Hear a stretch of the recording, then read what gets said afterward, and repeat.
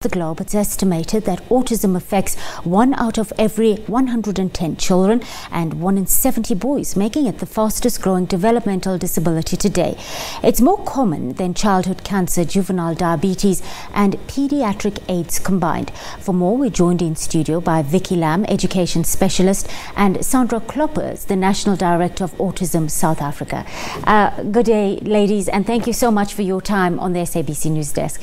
Thank you for having us. Sandra, let's start with you. Those stats are indeed staggering. Can you just tell us a bit about the condition of autism and demystify the condition for us? Sure, and actually the updated stats is 1 in every 59 individuals. Yeah, okay. So it's a neurodevelopmental disability and it affects 4 main areas. It affects social interaction, the way in which individuals read the unwritten rules between interaction with somebody else. It affects verbal and non-verbal communication. These individuals often present with quite rigid and repetitive behaviors. And the way they process sensory information is often very different to an individual who doesn't have autism. It can really range from individuals who are gifted to individuals who are going to need support for the rest of their lives. Vicky, just on that note, I want to gauge an understanding of how an autistic child would perceive their world and how they would connect with others on an everyday, during their everyday living operations. Daily operations. It's difficult because every autistic person is so different. So we've got those 4 categories that Sandy mentioned, but they all have different sort of levels almost, if you want to put it that way. So some of our autistic individuals will find that lights can be too bright, or they'll seek out really bright lights, or sound can be too much for them, or they'll look for quite loud noises, or they'll make their own noises. So it really does depend on the individual, but with their sensory profiles, they're either going to seek information or they're going to try and avoid information, and that's going to differ day to day and differ from person to person. Okay. Tell me why early diagnosis and screening would be so crucial, and what are some of the signs that one can pick up in a child that, all right, it's something out of the ordinary and there is a potential problem here? So, you know, with anything, early identification and that diagnosis is really important to get it done pretty quickly so that we can begin the early intervention. And the earlier we begin the intervention, the better that individual's sort of outcome will be later on in life. The more that we can help them reach their potential and give them a better quality of life later on. So that early identification is really, really important. The signs are tricky because people tend to look at one sign and then kind of fixate on that and go, oh, my child must have autism. There's a whole lot of different signs, and we've got to look at them in a big picture. You can't just look at one sign and think, well, that's autism. So some of them include communication delays. Sometimes it can be a lack of eye contact or poor eye contact, and that's a very common one that we come across. But you can't just say because a child has no eye contact means that it's autism.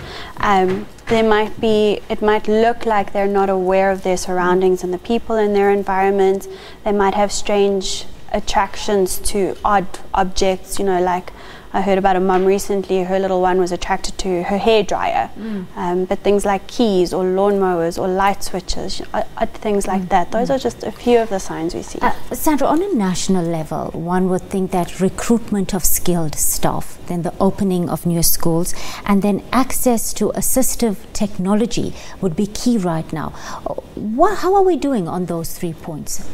We've got a lot of work that's still ahead of us. Things are improving, and certainly awareness of autism is improving.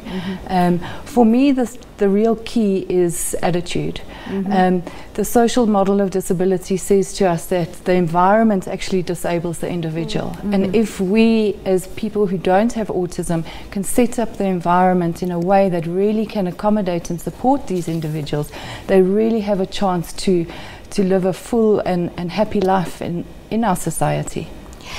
Vicky, the last time we spoke was sometime last year, and back then you said there were about 5 government schools for autistic or special needs children.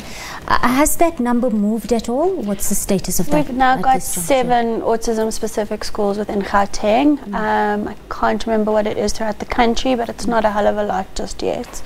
It's still limited. All right. Just on that note, when it comes to an autistic child and he attends school, if he's lucky enough to find one, has access to one, what happens to the autistic school leaver? What kind of opportunities are there in the workplace? There's not a lot, unfortunately, and even if parents can afford private options later on, there's still a massive struggle even then. So that's a massive problem that we're seeing, particularly at the moment where we've had these kids going through a schooling system, but then they reach the end of that schooling career and suddenly it's now what? And parents phone us and say, where do we take our child? And we actually we don't know, because there's no services, there's no programs available. And even when we look at the employment setting, a lot of employers are not yet at the point where they'll say, cool, we'll take on someone with autism. So even that's tricky.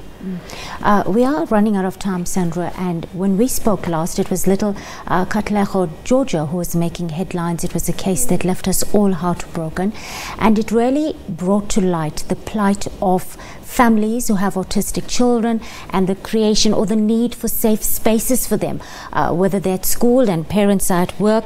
And what struck me about Katle's case was that the neighborhood and the community got very involved. They were very interactive, very proactive in the search for the little girl. But how aware are our communities right now when it comes to a condition like autism and managing it in a healthy fashion? Look, I think in our urban settings they are more aware, but definitely not in our rural settings. We are struggling so much with the stigma that surrounds our families. We have a long way to go, really, about creating awareness throughout the country. It's really more about awareness, though. It's actually about meeting the needs of these kind of children, Vicky. Do families with autistic children at this juncture in the country have the support they need? It depends on where those families are, I think. You know, Sandy mentioned our urban areas are a lot more aware, and I think in the urban areas they've got more access to internet, to Google, to organizations like ourselves, and we are trying really hard to get into those under-serviced communities, but that's where the need is. The need is definitely in our more rural communities. All right, Sandra, for somebody out there with an autistic child who might need you, how do they get a hold of you? So our head office is 011 484 9909, and our website is simply autismsouthafrica.org. Sandra and Vicky Lamb from Autism South Africa joining us at the SABC studios in Auckland Park this afternoon. Thank you, ladies, for your time. Let's cross over to Flo.